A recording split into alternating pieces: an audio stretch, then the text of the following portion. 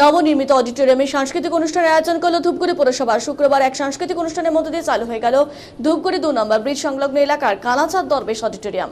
এই অডিটোরিয়ামে বিভিন্ন সাংস্কৃতিক অনুষ্ঠান অনুষ্ঠিত হবে। জানা গেছে প্রায় 5 কোটি টাকা ব্যয়ে এই অডিটোরিয়াম তৈরি করা হয়। ধূপগুড়ি 2 নম্বর ব্রিজ এলাকায় কিংবদন্তি শিল্পী এবং সাধক কালাচাঁদ দরবেশের নামে এই অডিটোরিয়ামের নাম রাখা হয়েছে।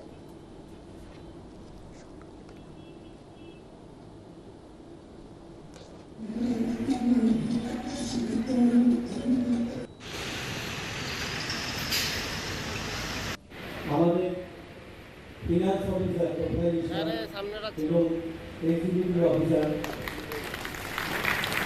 আপনারা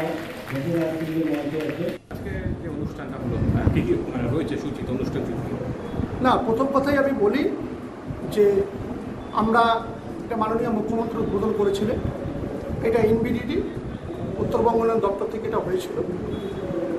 এবার আজকে শুভ সূচনা করা হলো, কারণ এনবিডি থেকে আমাদেরকে হ্যান্ডওভার নিতে বলা হয়েছিল। এবার স্বাভাবিক কারণে এখানে মাইক সিস্টেম, লাইট সিস্টেম অনেক কিছু আছে, তো আমরা হ্যান্ডওভার নেওয়ার আগে আমাদের বুঝে নিতে হবে, তো সেটা আমরা বুঝে নিয়েছি। আজকে তার শুভ উদ্বোধন হলো।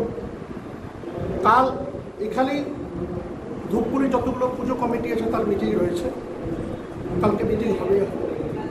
তো স্বাভাবিক কারণে যে কোনো জিনিসের একটা শুভ সূচনা হয়, তার সেই সূচনাই হলো। একটা কথা খুব পরিষ্কারভাবে বলি যে আমরা এই অনুষ্ঠান সাংস্কৃতিক অনুষ্ঠান, একটা রুচিসম্মত অনুষ্ঠানই, এবং সেখানে একটা প্রতিবাদেরও ভাষা আমাদের রয়েছে। আপনারা শুরুতেই দেখলেন যে আমরা উই ওয়ান্ট জাস্টিস চেয়েছি।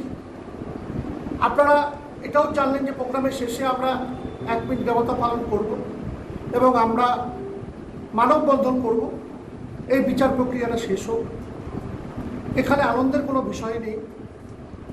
অনেকে উপস্থিত আছেন, এটা ধূপগুড়ি মানুষের কাছে একটা গর্বের বিষয় যে এর নামকরণ আমরা দিয়েছি কালাচাঁদ দরবেশ, যিনি বিখ্যাত দরবেশী গায়ক ছিলেন।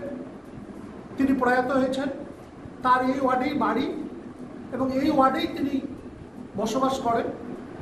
তো আমরা পৌরসভার থেকে ওনার নামটাকে সিদ্ধান্ত নিয়ে কালাচাঁদ দরবেশ অডিটোরিয়াম আমরা রেখেছি।